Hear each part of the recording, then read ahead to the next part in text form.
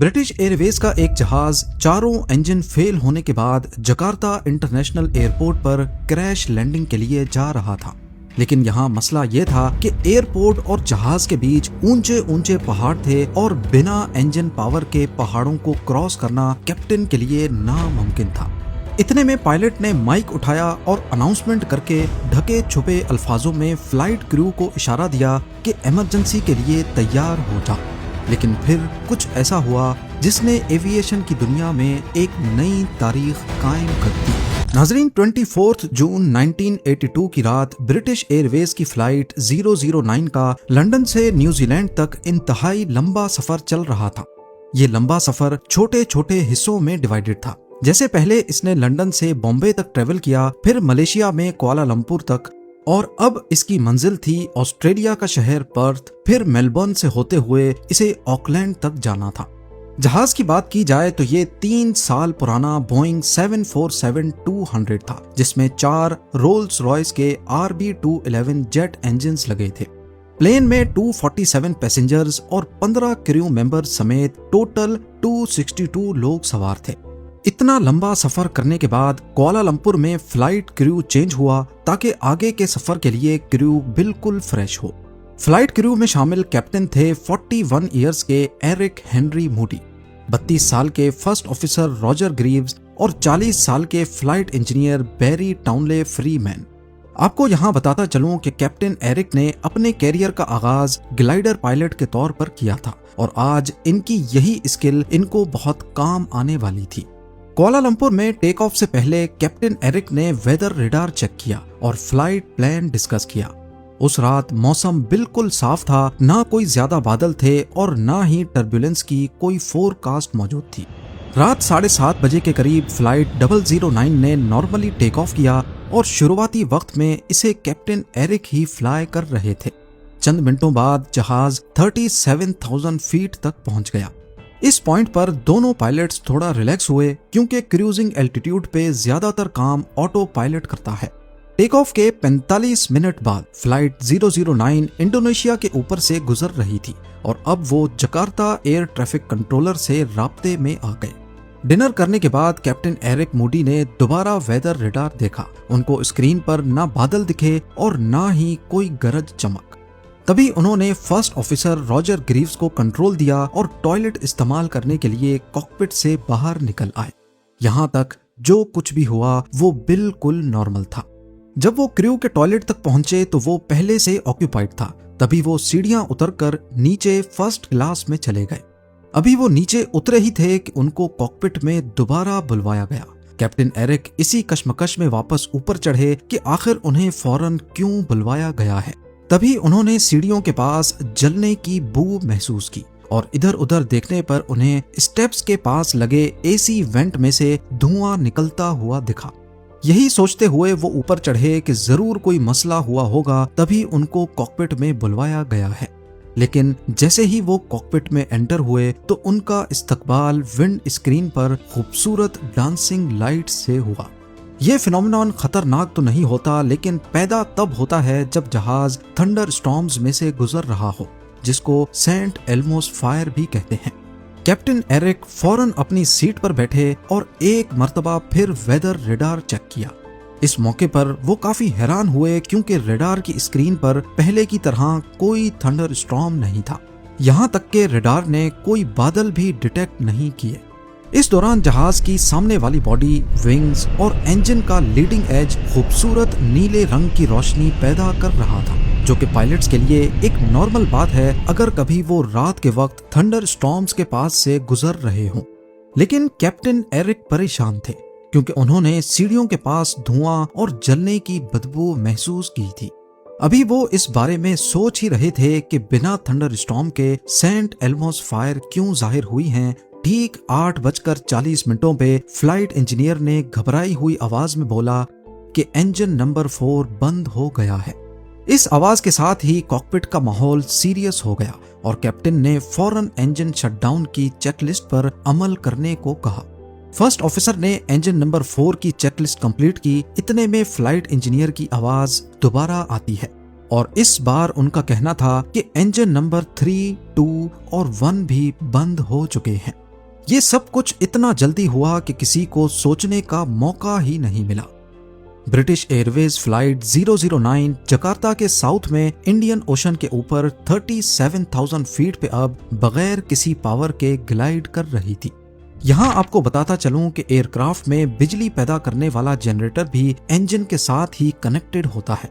अगर किसी वजह से जहाज के सारे इंजन फेल हो जाएं तो पूरा कॉकपिट अंधेरे में डूब जाता है, जिसका मतलब है कि ऑटो पायलट भी काम नहीं करेगा और डेक पर सारे इंस्ट्रूमेंट्स भी बंद हो जाएंगे। कैप्टन एरिक ने कुछ महीने पहले ही सिमुलेटर पर चारों इंजन फेलियर की प्रैक्टिस की थी और इस दौरान उन्होंने भी यही एक्सपीरियंस किया था। पर इस केस में कॉकपिट की लाइट्स बंद नहीं हुई थी और ऑटो पायलट भी अभी तक चल रहा था। इसका मतलब था कि चारों में से एक इंजन अभी तक कुछ न कुछ पावर दे रहा है। इस पॉइंट पर नीचे इंडियन ओशन था और 37,000 फीट ऊपर फ्लाइट 009 के कॉकपिट में शदीद खौफ का आलम। इतने में वही हुआ जिसका डर किसी भी पायलट के दिल में होता है। आहिस्ता आहिस्ता जहाज की स्पीड कम होने लगी। कैप्टन को मालूम था कि अगर ये स्पीड इसी तरह कम होती गई तो जहाज जो अभी ग्लाइड कर पा रहा है स्टॉल करके आउट ऑफ कंट्रोल हो जाएगा। इस मौके पर कैप्टन एरिक ने सबसे अच्छा काम यह किया कि उन्होंने जहाज की नोज थोड़ी नीचे की तरफ कर दी ताकि एयरक्राफ्ट की स्पीड कम ना हो और विंग्स पर एयर स्पीड मेंटेन्ड ही रहे। ये ट्रिक उन्होंने अपने ग्लाइडिंग कैरियर में सीखी थी और इनको इसकी अच्छी खासी प्रैक्टिस भी थी। इसके साथ साथ कैप्टन ने जहाज को वापस जकार्ता की तरफ भी मोड़ दिया क्योंकि वो समंदर से हटकर जमीन की तरफ आना चाहते थे। इंजन बंद होने के 4 मिनट बाद 8:44 पर फर्स्ट ऑफिसर ने जकार्ता एयर ट्रैफिक कंट्रोलर से राब्ता किया और सारी सिचुएशन से आगाह किया। एयर ट्रैफिक कंट्रोलर को भी समझ नहीं आई कि नए जहाज के चारों इंजन्स फेल कैसे हो सकते हैं और यही सवाल था जो उस वक्त पायलट्स के जहन में भी था।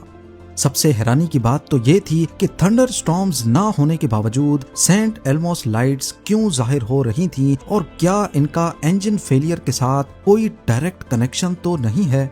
अभी सब इसी गहमा गहमी में थे कि जहाज में वार्निंग अलार्म्स बजना शुरू हो गए। चारों इंजन फेलियर की वजह से केबिन का ऑक्सीजन गिरने लगा और पायलट समेत सबके ऑक्सीजन मास्क निकल आए। मुसीबतों ने तो जैसे फ्लाइट 009 को चारों तरफ से घेर लिया था। ऑक्सीजन मास्क पहनते वक्त फर्स्ट ऑफिसर रॉजर का मास्क ठीक से फिट नहीं हो रहा था और बदकिस्मती से जोर लगाने पर उसकी ट्यूब ही टूट गई। इस मौके पर कैप्टन एरिक के पास सिर्फ 2 रास्ते थे। या तो प्लेन को आराम आराम से ग्लाइड करवाते नीचे लाते, जो कि वो ऑलरेडी कर रहे थे, लेकिन इस ऑप्शन में खतरा था कि फर्स्ट ऑफिसर कहीं लो ऑक्सीजन की वजह से बेहोश ना हो जाए। और दूसरा ऑप्शन था कि तेजी से जहाज को नीचे लाया जाए। इससे जहाज के केबिन का ऑक्सीजन लेवल फौरन बेहतर तो हो जाता, लेकिन फिर वो अपना कीमती एल्टीट्यूड जल्दी खो बैठते। हैरत अंगेज तौर पर कैप्टन एरिक ने जहाज के एल्टीट्यूड की परवाह किए बगैर फर्स्ट ऑफिसर को बचाने के लिए जहाज को फौरन डाइव मोड में डाल दिया। चंद सेकंड्स में ही वो 13,000 फीट तक पहुंच गए, जहां नेचुरली हवा में ही ऑक्सीजन ज्यादा होता है। 13,000 फीट पे आते ही उन्होंने नोटिस किया कि सेंट एल्मोस फायर फिनोमेनन भी गायब हो गया है। कैप्टन का प्लान अब जकार्ता एयरपोर्ट पर ही क्रैश लैंडिंग का था, लेकिन अब यहाँ पर एक नया मसला आ खड़ा हुआ। उनका एल्टीट्यूड 13,000 फीट था, जो कि तेजी से गिरता जा रहा था, जबकि जकार्ता एयरपोर्ट और जहाज के बीच एक तरफ 10,500 फीट ऊंचे पहाड़ थे और दूसरी तरफ समंदर। अब अगर इंजन स्टार्ट नहीं हुए तो वो एयरपोर्ट तक नहीं पहुंच सकेंगे। कैप्टन के पास सिर्फ एक ही ऑप्शन बचा था कि जहाज को समंदर की तरफ मोड़कर पानी पर क्रैश लैंडिंग करवाई जाए। समंदर पर इतने बड़े पैसेंजर प्लेन को लैंड कराना एक ऐसा एक्सपीरियंस होता है जिसके बारे में पायलट्स ने पढ़ा तो बेशक बहुत होता है, लेकिन प्रैक्टिस नहीं की होती। अब एक छोटी सी भी गलती कई 100 मुसाफिरों की जान ले सकती है, लेकिन फिर भी ये पहाड़ से टकराने के मुकाबले में अच्छा ऑप्शन ही था। इस दहशत के माहौल में कैप्टन एरिक ने माइक उठाया और पैसेंजर से इंतहाई पुरसुकून लहजे में कहा कि हमारे चारों इंजन्स फेल हो चुके हैं और हम उन्हें दोबारा स्टार्ट करने की कोशिश कर रहे हैं। और आखिर में कहा कि क्या cabin service director flight deck में आ सकते हैं। ये आखिरी जुमला केबिन क्रू के लिए एक कोड वर्ड था कि क्रैश लैंडिंग के लिए तैयारी कर लो। इस अनाउंसमेंट के बाद जहाज के अंदर इमरजेंसी लैंडिंग की तैयारियां शुरू हो गईं। सबका दिल खौफ में डूबा जा रहा था और कैप्टन इरादा कर चुके थे कि वो समंदर में ही लैंडिंग करेंगे। लेकिन फिर 12,000 फीट पे अचानक चमत्कार हो गया। फ्लाइट इंजीनियर फौरन चिल्लाकर बोले कि इंजन्स दोबारा स्टार्ट हो गए हैं। कैप्टन, फर्स्ट ऑफिसर और फ्लाइट इंजीनियर के लिए तो ये मौजज़ा था ही, पर चारों इंजन्स की आवाज सुनते ही मुसाफिरों की आंखों में भी आंसू आ गए। खुशकिस्मती से अगले कुछ मिनटों बाद ब्रिटिश एयरवेज फ्लाइट 009 को जकार्ता इंटरनेशनल एयरपोर्ट पर बाहिफाजत लैंड करवा लिया गया। पर इस पूरी कहानी में सबसे अहम सवाल का जवाब अभी भी मिसिंग है कि आखिर 37,000 फीट पे ऐसा क्या हुआ जिसने चारों के चारों इंजन्स को नाकारा बना दिया। सीढ़ियों के पास एसी वेंट से निकलने वाले धुएं की हकीकत क्या थी, और इस सब के बावजूद 12,000 फीट पे इंजन्स दोबारा कैसे स्टार्ट हो गए। लैंड करने के बाद भी इन सवालों के जवाब ना ही पायलट के पास थे और ना ही एयर ट्रैफिक कंट्रोलर के पास। बाद में जो वजह सामने आई उसने एविएशन की तारीख को हमेशा हमेशा के लिए बदल दिया। मालूम पड़ा कि जब फ्लाइट 009 इंडोनेशिया के ऊपर से गुजर रही थी तो जावा आइलैंड पर गालुंगुंग नामी वोल्केनो पिछले कई महीनों से लावा उगल रहा था।